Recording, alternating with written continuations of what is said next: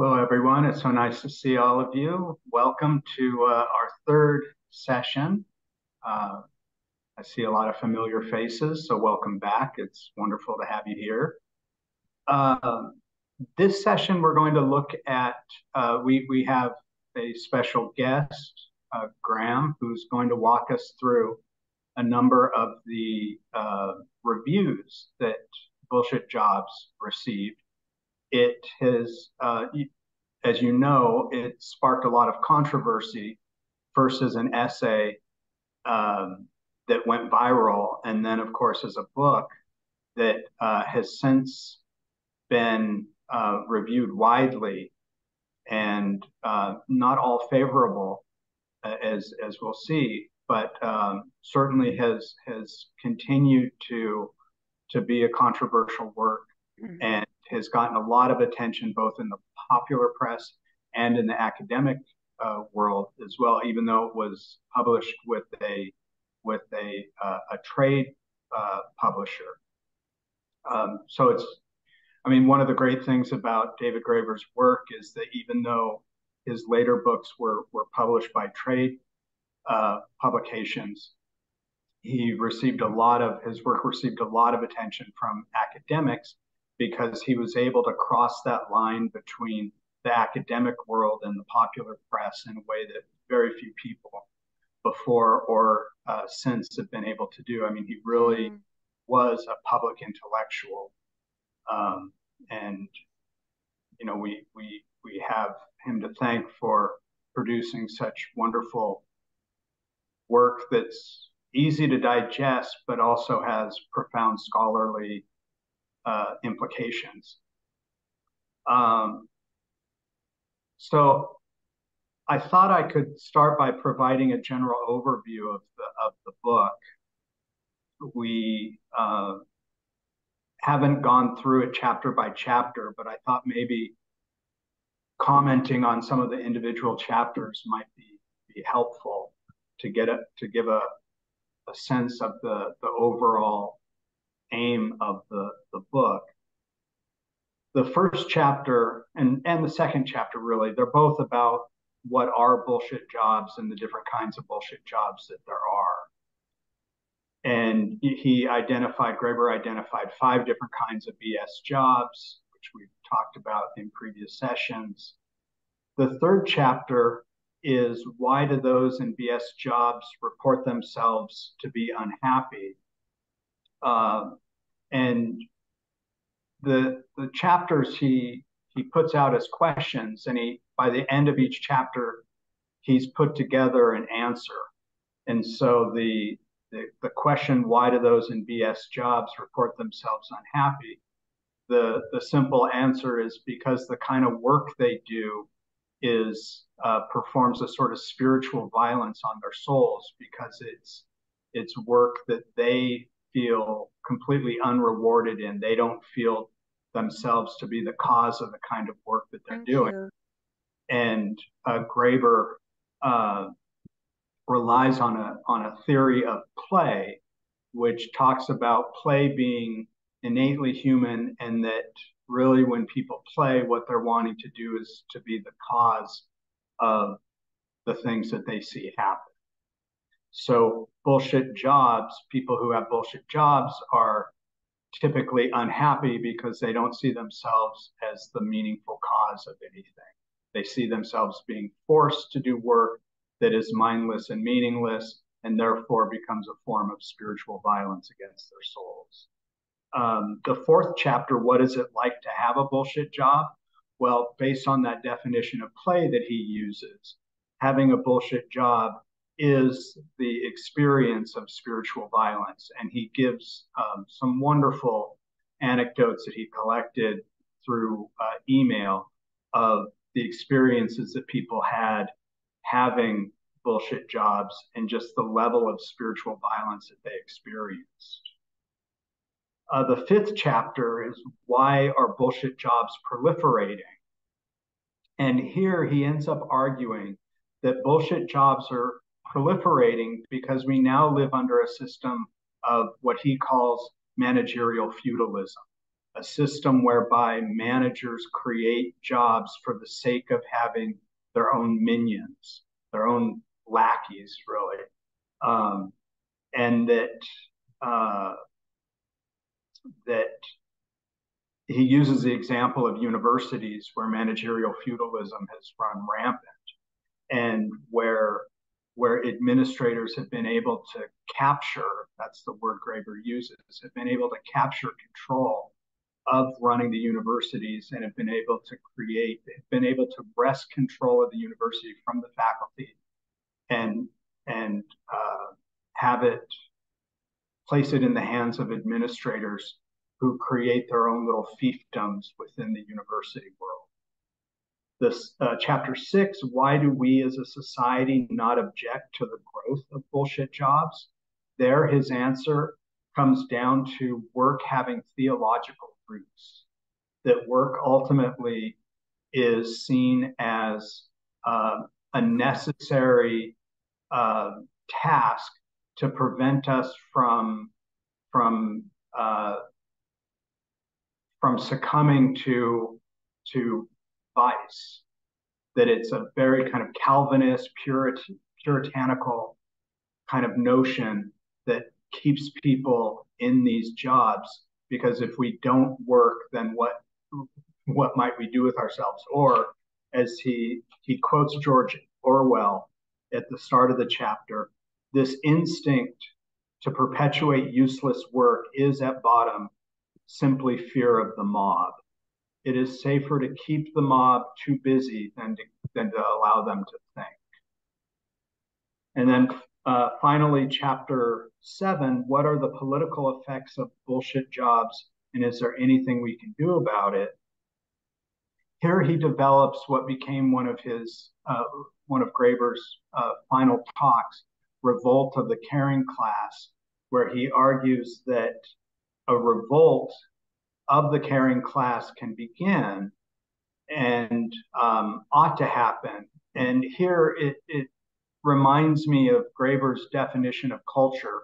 Culture he defined as creative refusal in a separate article.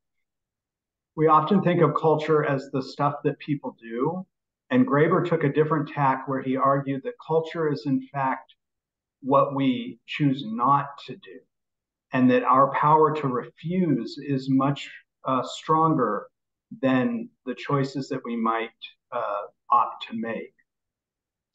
So he typically doesn't give policy prescriptives, but in this case, he does give one, and it's a call for universal basic income. And so he believes that the most important thing that we can do to work against the political effects of bullshit jobs is to implement universal basic income, because we can then work doing things that we find meaningful. This section drew a lot of ire from people because the conventional arguments that are made are, if we pay people to do whatever they want, nothing's going to get done. And he shows how those arguments don't really hold a lot of water, and that people do in fact do the things that they enjoy doing, and that the important work, the essential work, will continue to get done. But he also makes the point that that it wouldn't necessarily be a terrible world if people got paid to do nothing. That we're in a position now, we're in a circumstance now in the world where there are so many bullshit jobs that are doing harm to the environment that we would be better off paying people to play the flute or the guitar all day than to report to mindless bullshit jobs where they're just torturing their own souls. So that's how he ends the book, in making a call for universal basic income. It's it's one of the few times that he's made specific calls for specific policies, and I think it's because of the detriment that bullshit jobs are having on society that this kind of call became central to the conclusion of the book. I'm going to hand things over to Graham to talk about some of the criticisms of the book or the reviews of the book. I just wanted to start by saying that that recently there was a team of academics. I don't remember where, and I don't have the citation in front of me, but there was a team of academics who took seriously Graeber's idea about bullshit jobs and tested it with quantitative data, and they ended up finding that this is their argument, that although in their opinion the number of bullshit jobs are not increasing, they find that the number has held steady, not decreasing but not increasing either. But that Graeber's arguments about the feeling of spiritual violence are really on point, and that the quantitative data that Graeber used through surveys, their own quantitative data using data from a European Union economic organization. Again, I don't recall which one. That they found that that the number of people who report their jobs being bullshit basically align with the number that Graeber used in the book, which was 37%. So even though they contend that the number isn't proliferating the way Graeber argues, that nonetheless the level of the opinion of the work being bullshit is aligned with what Graeber found out. Christian maybe has brought this up. Let me see if this is the one. Just Greg, I'm not sure if this is the one. I just saw it like yesterday, perchance, and I'm not sure what the results are. But the guy has been in the Swiss media like for a couple of times now who did it, and I don't know the numbers, but he certainly does not refute it. That's the theory. Let's put it like this. Right, right. Yeah, thank you for sharing that. That is the article that I was referring to. Thank you for that. All right, Graham, may I pass to you? Yeah, sure. Thank you for the introduction. Is it okay if I share my screen? So I've prepared some slides and see how this please goes.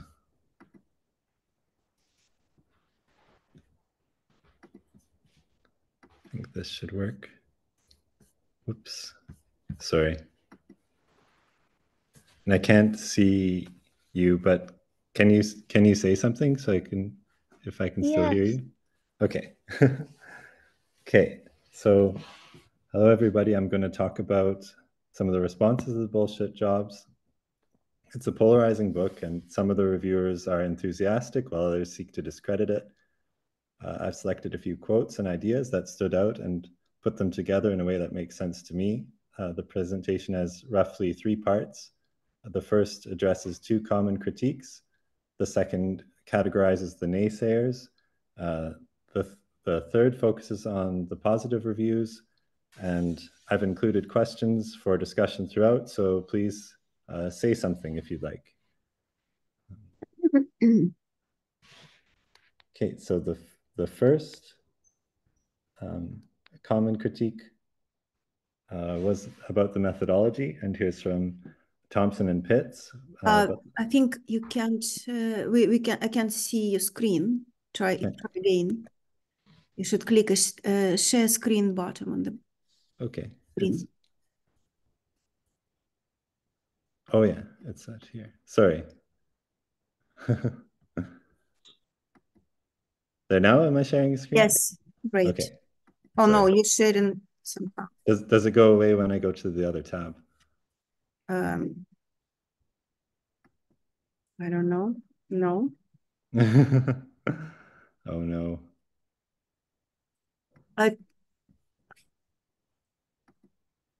Oh my God. It's like a big picture of me. Nice. Yeah, just maybe stop sharing, and you're the host now. Yes. Okay. Try again. Okay.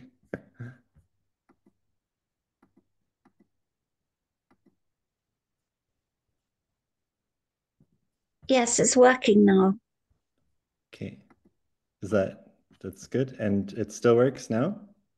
No, it's showing the last person, whichever Okay. the last person was talking. So Sorry. just change the tab. You just have the wrong tab open. Like, because I can see, yeah, bullshit jobs reviews. So I think if you just press there. Okay. And that works?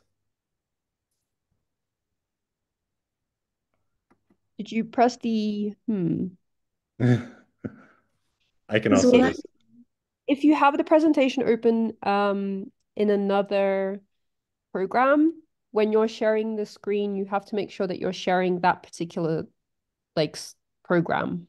okay. Well, it's in the same, it's just another tab. Oh, that's weird then. Sorry. Maybe you could try like stop like to stop sharing, open the tab and then try again. Because maybe it's just like, your computers. Maybe if I have it in a different window. Yeah, like you open the Working. window first and then try sharing. Perhaps that could work.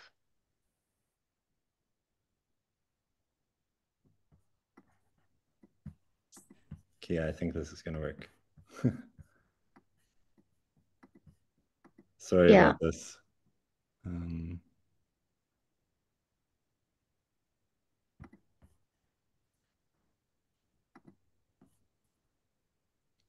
Now is that working? Yes. Okay. Sorry about that. Okay. And it's still working now that I made it full screen? Or I guess maybe I don't. Maybe I'll just leave it like this. But it's fine. Sorry, I don't see you. So can everyone like see that? Nope. All I can see is Graham Jans has started screen sharing written on the screen, but not actually the screen itself. Graham, you can Yeah. also send the presentation to me if you'd like. I Okay. can try to do it. I just have it in, I'll just share it with you. Who's talking that I Sorry, send? Elena. Okay. What's your email? Could you just send it in the... Maybe actually, while we're doing that, maybe we can keep talking between ourselves and yeah, you but guys. actually, maybe you could send it to Nika because she's the host right now. I gave Okay. up my hosting rights. Well, yeah, I'll put it in the chat, a link to it. I hope this will Yeah, work. that's great. Yeah, just stop sharing and then put it in the chat, and then I will do everything. Yeah.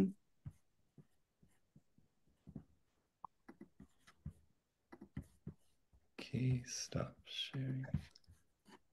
Okay, maybe we can give somebody else, maybe we can talk meanwhile while we're discussing the technical problem.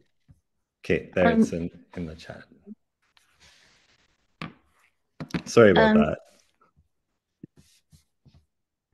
Okay, it's a still keep being technical problem. Now I need access. So let's Stephen, can you just host the group, and I will talk to Graham myself, okay?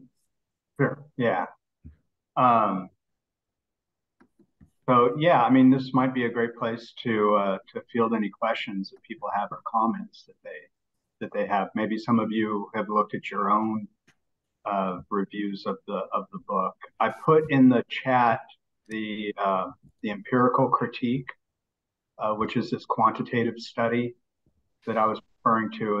It's along the lines of the one that Christian shared, where they rely on evidence uh, from the EU to test 5 of its core hypotheses. and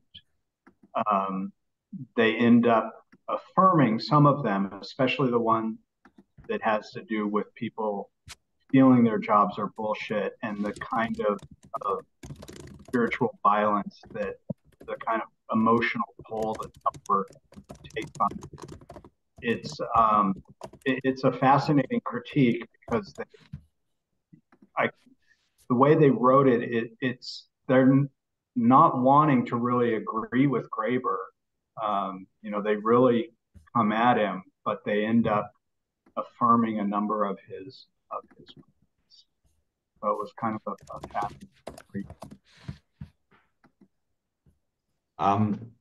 Just yeah, Christian. Just a real short input here. There was an interview with the guy who did the Swiss study in the NZZ, which is like the leading Swiss newspaper who are like, let's say, right of center, pro-liberal agenda. And they basically allowed the guy to say there's truth to it, right? And they also quote like the 2021 EU study. And they're basically saying like when they did this study, that said the number was much lower than stated by David Graeber. And then in the summary, they say, but for the new study, he comes much closer to what David Graeber originally suggested. So, and I think there have been like 2 or 3 others that, looked at different areas of the theory and affirmed it or not. And every time you see something like this, basically everybody who said the bullshit jobs theory is bullshit, they usually come from the neoliberal side of things. This is usually very obvious. Okay, whoever's sharing the presentation, it's working now. Thank you, Christian and Stephen. So Graham, do you want to continue? Sorry about that. Should I just say when to go to the next slide? Or... Sure, yeah. Okay, could you go to the second one? I think I already got this one. Okay, thank you very much, by the way. So yeah, a common complaint was about the methodology. And from Thompson and Pitts here, it says, but the testimonies of a self-selected group of people already predisposed to agree with the author's argument, from frustrated anarcho-syndicalists to student union jobs, is a poor basis for any plausible general claims. So I don't know, does anyone want to say anything about this quote? Go ahead. Could I just say, sorry, can you hear me? Mm-hmm. Yes, I think this is extraordinary because you don't have to be. I've been discussing the book with people who are not academics, people who are not in student union jobs, people who are not students. And there is, I would say, a sort of just a common total understanding that what he's talking about is absolutely sound. It's the brilliance of the book is he actually articulates the nature of what bullshit jobs do in a way that nobody else has. Spiritual violence, it's absolutely key. Most people wouldn't understand. They do understand that, but they wouldn't see it like that. But I think these people, this is absurd what's been written, as though this is a tiny group, which is not borne out, although I haven't done a survey. But yeah, exactly. I'm talking about generally speaking, I meet a lot of people who are not involved in academia or people who are just doing jobs like cab drivers or builders or whatever. And people are very well aware that there's a whole industry of people who do bullshit jobs who get a lot of money and basically contribute very little or nothing, apart from keeping the whole system of demoralization going. Yeah, exactly. Yeah, it's just trying to dismiss the whole idea, I guess. Does anyone else want to say anything about this one, or should we go on to the next slide? Next. Okay, and so here too, Spencer claims that the testimonies are coming from people who are unhappy, rather than that their job is actually pointless. And I think he's trying to place the blame on individuals rather than on the society, I guess. I don't know. Next slide, please. And so I thought the quotes on the previous slides take issue with the testimonies coming from people predisposed to agree with the author's argument and collected from comments on the web written by people who already agree with Graeber. So I was wondering, what if everyone in the world read Bullshit Jobs? Would people report that their job is meaningless or contributes nothing to the world? I don't know. Unless if anyone wants to answer that question.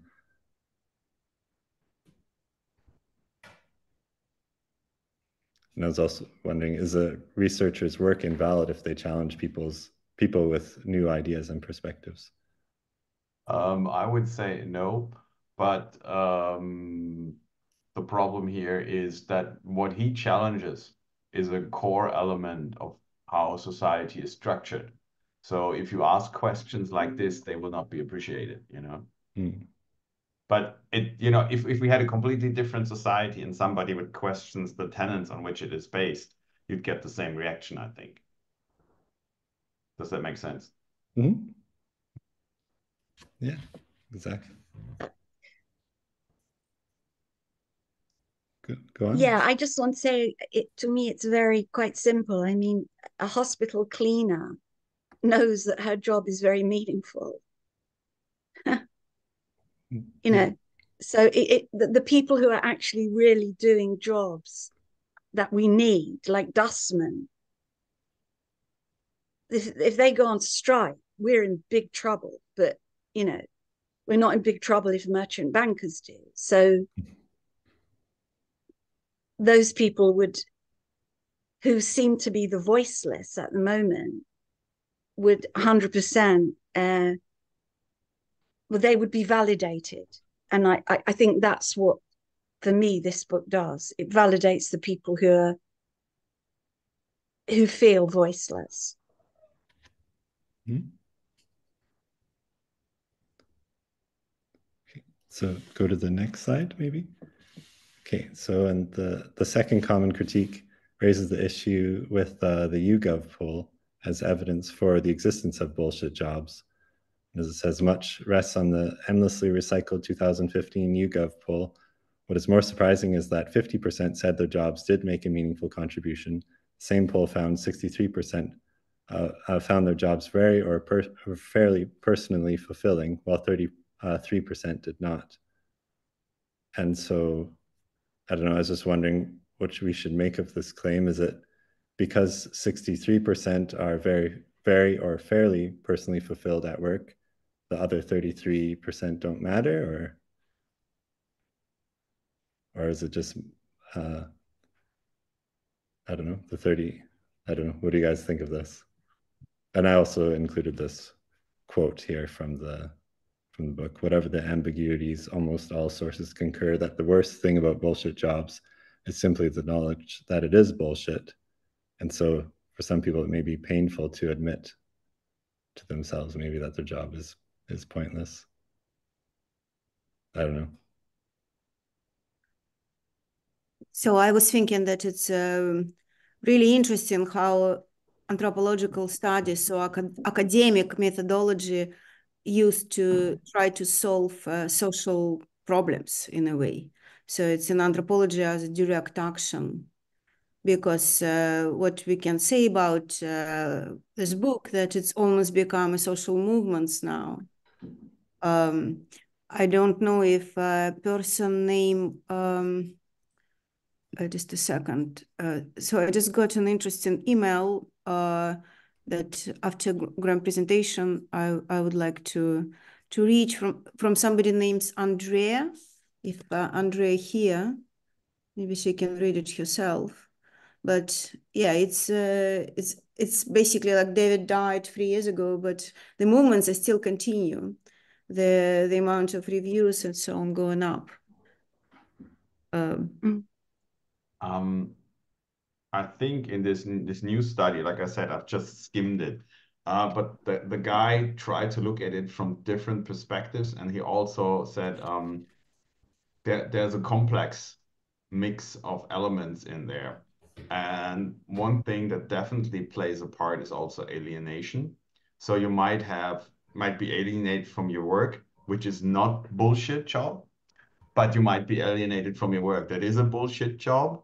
And also what you find personally fulfilling does not necessarily have to come directly from the job. It might be the position that it puts you into in society, so to speak. So in a way, while your job might be bullshit, it enables you to occupy a position in society that you find fulfilling, and one will not happen without the other.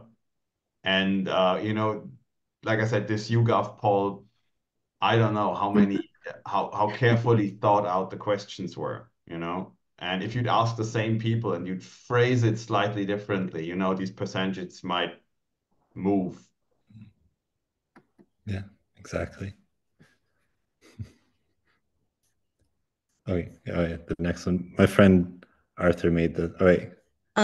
Go back. So I just want to say, I think that the problem is that so many people get their self-worth and their self-esteem from their job. It is quite complicated. So it's quite painful. It would be painful for people, especially their job's paying their mortgage. They've probably got family, whatever. So it is quite difficult to acknowledge, to really know that to really feel that what you're doing is meaningless. That's so challenging. And yeah, I was just gonna say my friend made this comic for this presentation, and yeah, it's about the apathy plays a role. Like, yeah, for a lot of people, it is just a paycheck, and that could be all the meaning that they get from their job, or all that they want from their job, right? But yeah. So yeah, any other questions or thoughts? Yeah, there may be a comment. I'm trying to phrase it. So what this critique maybe points out is that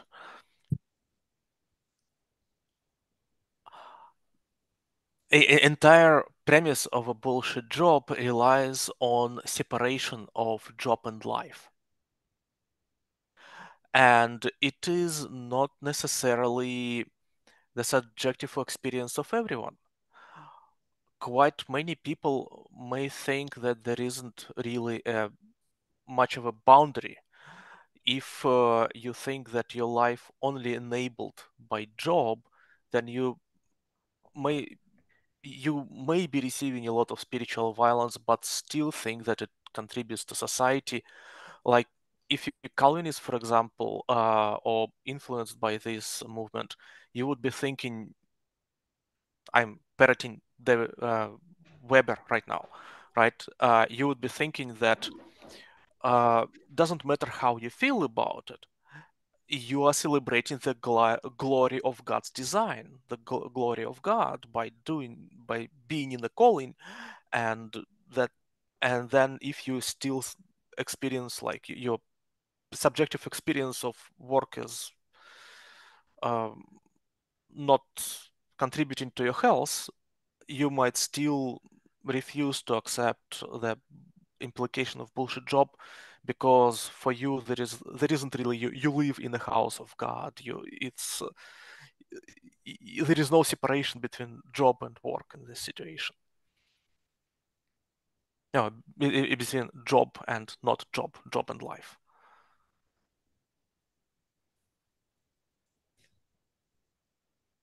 Labor and work also.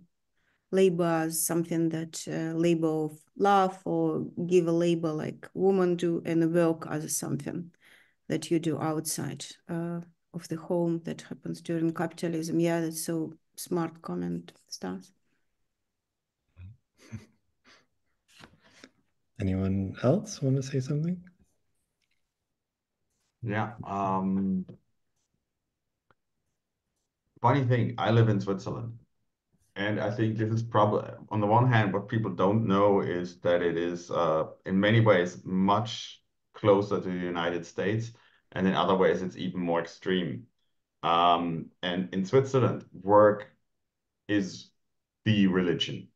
If you don't work, you do not exist, basically.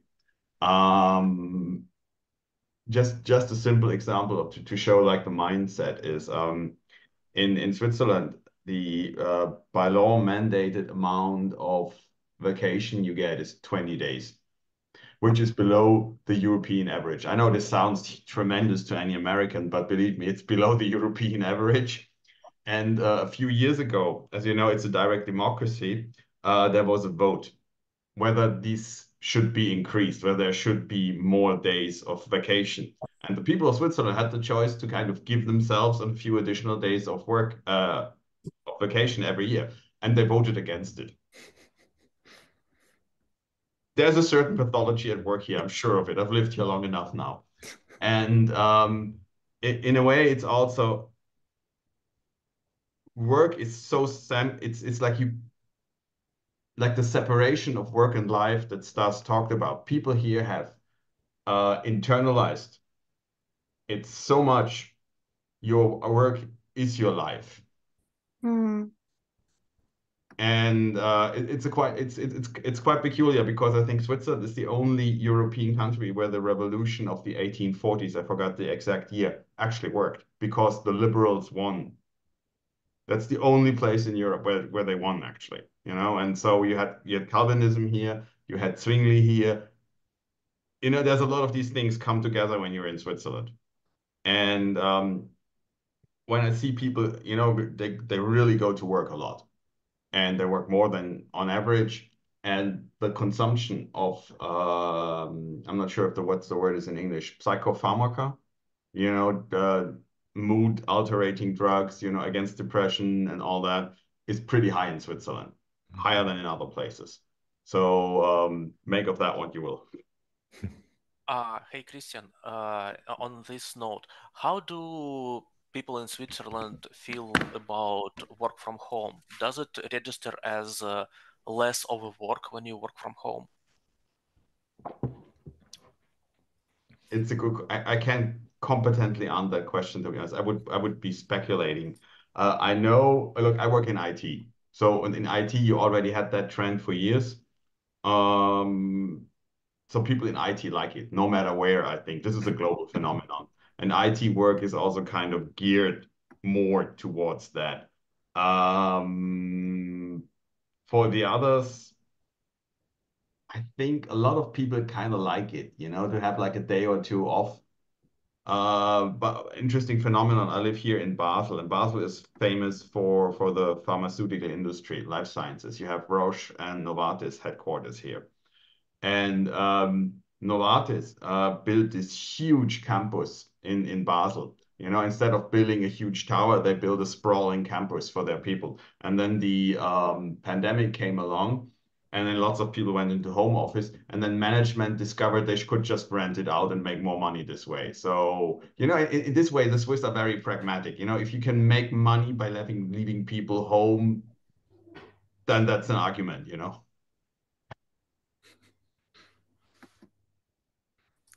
Yeah.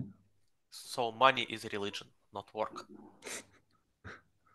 No, no. I mean, money is religion. Money is the religion, I guess, of our day and age. You know, how much money.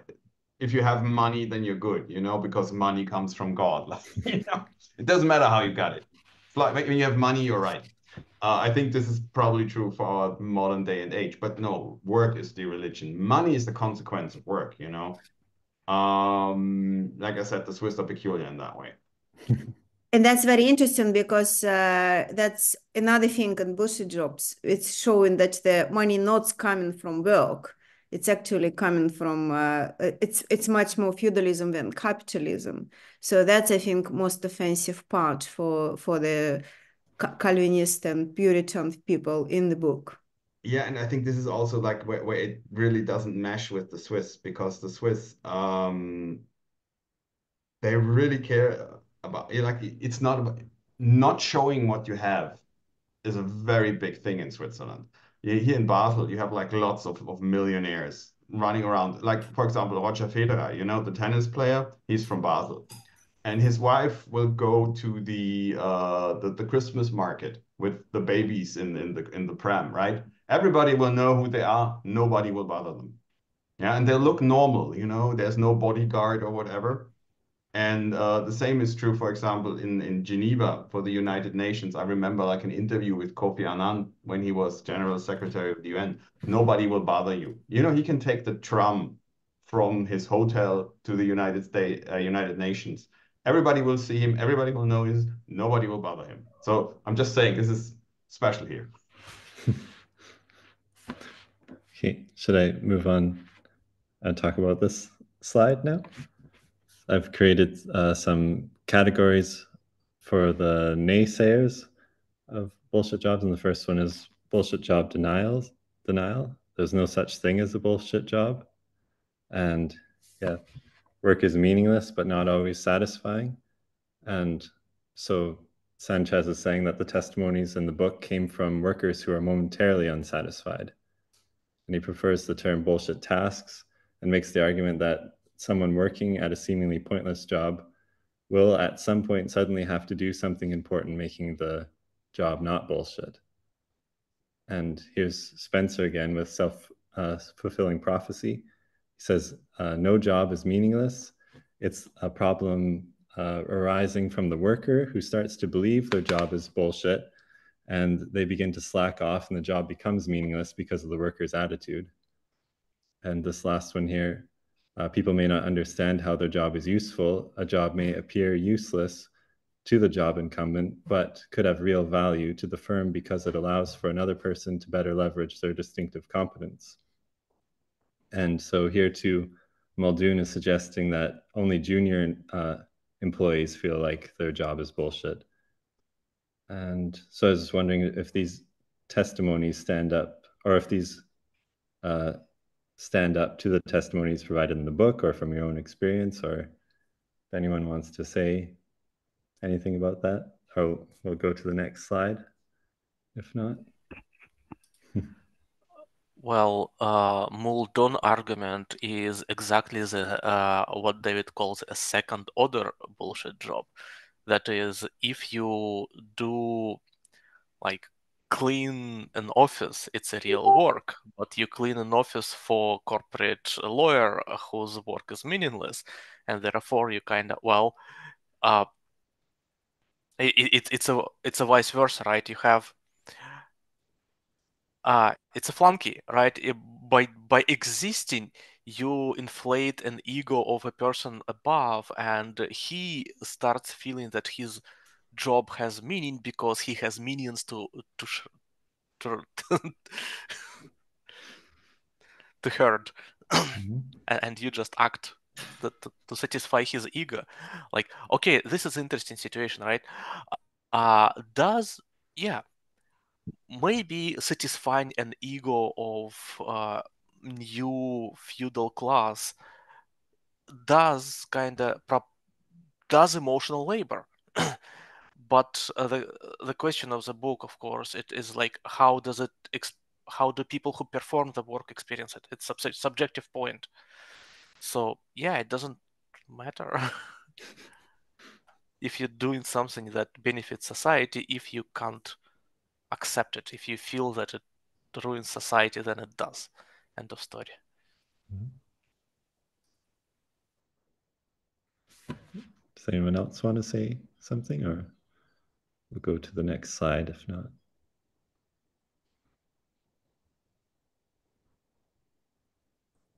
Okay. Next. Okay, so here's the second category, defenders of bullshit. Bullshit jobs are essential. So here we have from Thompson and Pitts again, bullshit employees prevent a flood of bullshit. So maybe this is what Muldoon on the previous slide meant by leveraging distinctive competences. Without bullshit employees, the bullshit would land on the desk of non-bullshit employees. And here, oh wait.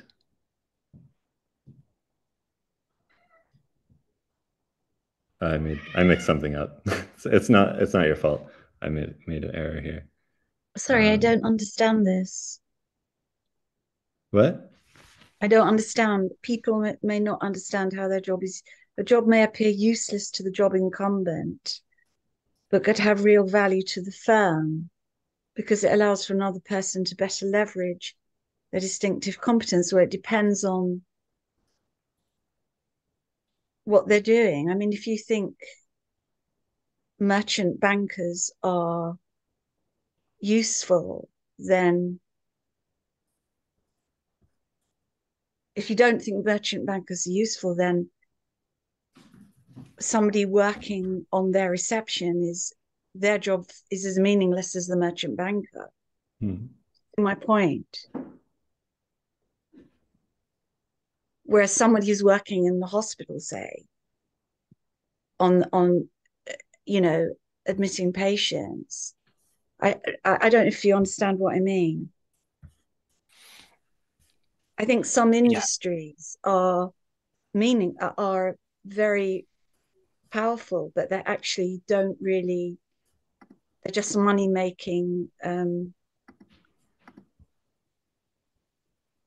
enterprises that don't actually have much value.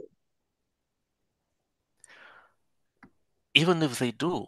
So there is a position of macroeconomy, or like bigger than microeconomy. The position when you think of that our society needs cars. For whatever reason, some people above decided that our society needs cars. And therefore, we have a pipeline, the chain of cars production. There is mining, there is like teaching, there is actually building and so on. So someone doing the bullshit job by financing cars or running like property intellectual firm that protects the car design or something may think that in their subjective experience they feel their life like that they're doing stupid work. But from the point of people who think about the civilizational advance, the progress and creating of more means of productions, well, they would say, well, we made cars, people driving them, and that is a good thing. If you didn't like participating in making cars, it doesn't mean that your work was bullshit. It is the position in which in individual point of view, subjective, just discard it. It doesn't matter what you feel, so long as the result of your work is something that other people pay for.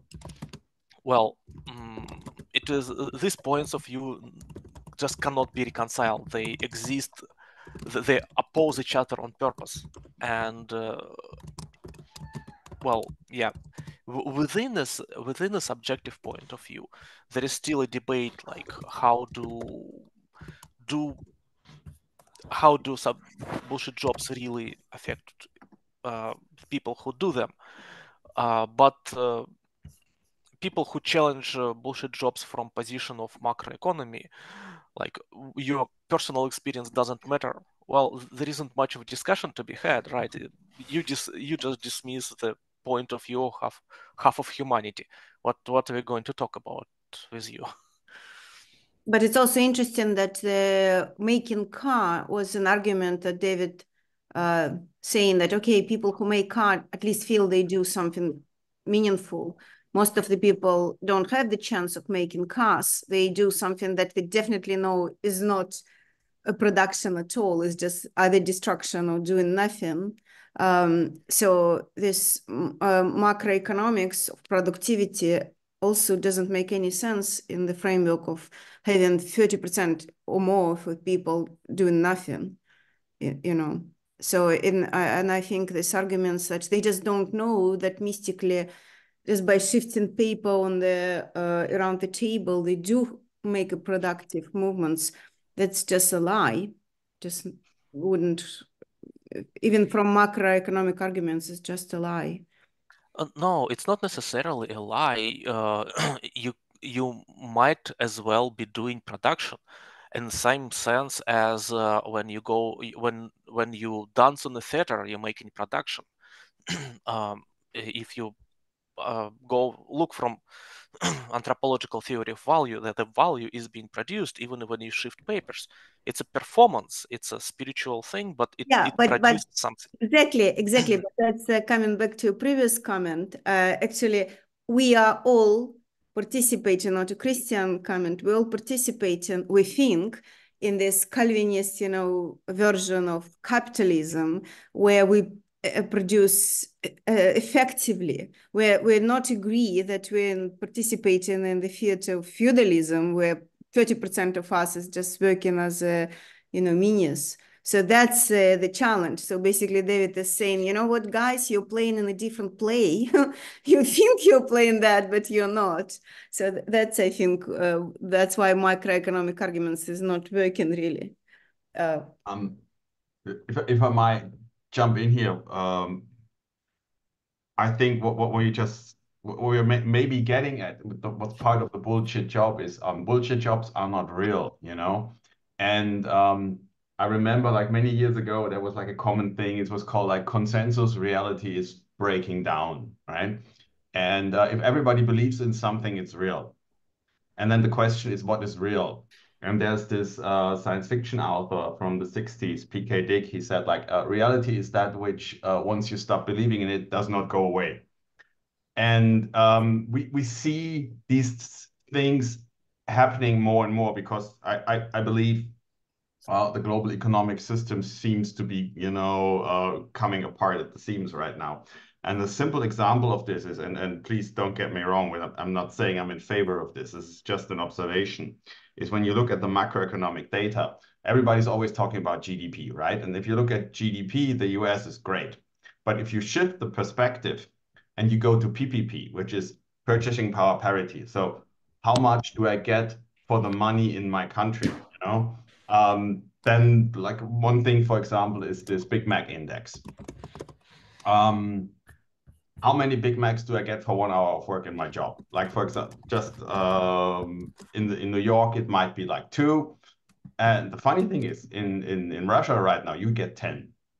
I'm not saying these are the actual numbers, but approximately this, because if you look at the economic power of certain countries in PPP terms, the China has overtaken the US quite some time ago. And just recently, Russia moved past Germany. Russia is doing extremely well right now, economically speaking. Yeah, in spite of the sanctions, in spite of everything else, I'm going to put a link in the comments now.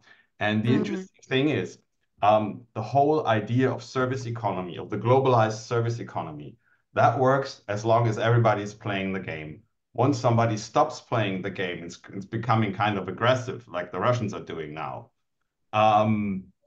Maybe other things become more important because Ukraine can win the media war and lose the war on the battlefield. In the end, what matters is how many shells for artillery you can produce. And Russia is outproducing everybody by a large margin.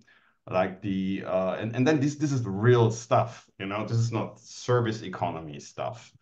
And we've kind of been geared towards believing the important part is the imaginary, like they say, service workers today, they manipulate science, and that's a job, And in the end, what matters in certain situations, do you have something to eat, right?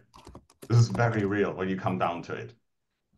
And so I think in some ways, the bullshit job theory also shows like these are jobs that are not real, And in times of stress, when like this system we've built around the irreality starts coming apart, people feel more stress and it'll become more obvious that this is bullshit. I hope that made some kind of sense.